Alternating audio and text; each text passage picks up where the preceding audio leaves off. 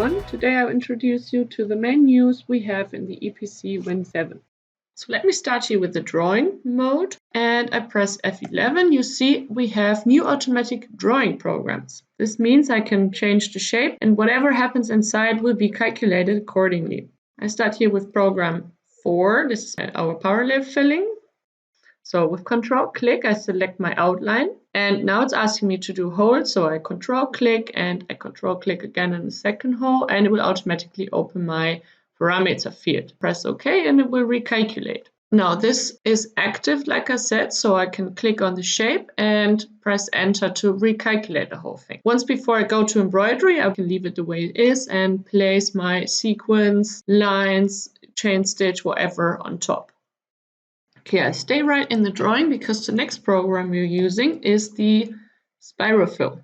Hold control key and select any shape I want, make sure it's closed. Press enter, pick the start point of your spirals and define how big I want the distance between them. Okay, we'll automatically fill it with one continuous line that you can then use for chain stitch, sequence, plenty of applications here. Go in the shape, and just like in the parallel automation, it will recalculate the shape.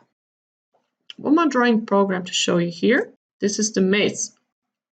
So I can select with my control key a shape, press confirm, and then you will have this maze shape over the former outline. Press confirm. And now with F3 you can change the size by turning the mouse wheel. Once you're happy, you press confirm and it will cut this all to one continuous line with a start and an end here into the shape. Of course, you go to the editor, change the shape, press enter, and it will recalculate. So like you see, the software actually comes with quite a strong drawing program already. In many cases, you don't even need an external software to prepare your drawing data. If you nevertheless receive vector data from your customers or you still work in separate programs, you have here now with EPCwin 7 a lot of features that prepare your drawings to be perfect for embroidery. So for example, this is now a vector file from outside, and if you click on it, you see that they all have these separate lines. With EPCwin 7, you can now put this all in a box and press F4 with your toolbox, and see here you have the possibility to connect lines. So it scans through the entire thing and sees where it connects them. So if I select it once again, you see they're actually now connected to one continuous line. And then what we also have is that here you see we have corner points that in many cases not perfect for embroidery, because corner always means there will be a stitch. I can actually go now and select only some points. I press F4 and you have a new menu. I can either delete all the points, or I can turn the curves into the corners, or the corners into the curves. That's what I'm going to do now. So take a close look here what will happen. See, they're all nice and curved now. So saves you a lot of time in preparing the drawing ready for your embroidery. Right, of course there are tons of new functions as well in the digitizing mode. So I will start with my program 11 here. This is actually there for quite a while, but I want to reintroduce you to it because it is much easier now to use it.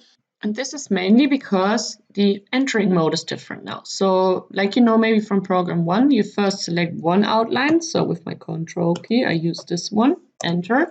And it's asking me for a second one. I hold my control key, enter. And instead of drawing the caps myself, I now just simply press enter, and it will fill the shape, continuous running lines along all angles. Plus, we have now the possibility here to make a real corner. So let me quickly go into this object here to show you actually a few new features in the parameter field. In all the parameters, you have now the possibility to store them with names. If I change my parameters here and I make this now 2 runnings, I can actually give this a name here. Okay, enter, and it will now do 2 runs. Also, here you have now a preview of all your programs. Right, let me show you a few new things in the running stitch program, program 20. So far my stitch length is at 3 millimeters, but I want this irregular. So I say irregular stitch length, please, between 15 and another new thing. I use my mouse wheel and I scroll up my values. So I want this now between 15 and 45 increments. enter.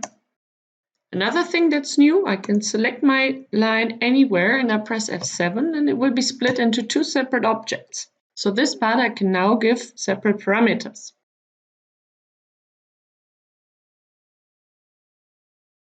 Another nice feature we have is that you can now, in the parameters, also assign a density. So if I now make this 5 and I say calculate objects, it will change the density for the ones that actually belong to that parameter group. And this distance here will only assign to the ones that are not bound to a density in the parameters, that are still individual. Next thing I would like to show you is the bead function. So you can now actually define the bead device in your design. Therefore, I go to my design head and I pick here definition of sequin and beads, and I can now on the right side I have my twin bead device, so I can pick now here bead. The difference you see here is I click on the parameters, we have now a height, a hole size and a diameter of the bead. If you press now OK and you start to digitize, you have now the ability to activate your bead device, and with F9 you're now actually able to pick the way the bead should be placed down. So I would pick now this one here and I double click, and the stitches for this way of placing down are now being put in accordingly. If you need more information about how to digitize the beads, also check out the other videos on YouTube. There is a separate video on how to digitize with the bead device. This actually brings me to another feature that's completely new. I now activate my sequin device, and with F11 you see here there's a new program. We can actually fill now a shape with sequins and beats. Here in the parameters I can switch between beads or sequins. I can say if I want an absolute distance, if they should have some space, I use that, or I keep it in percent with an overlap. Here are the different ways then to place down the sequins. I press OK. Another thing we can add here, if I say insert, I can actually put in a hole, and there it will easily then leave out the sequins.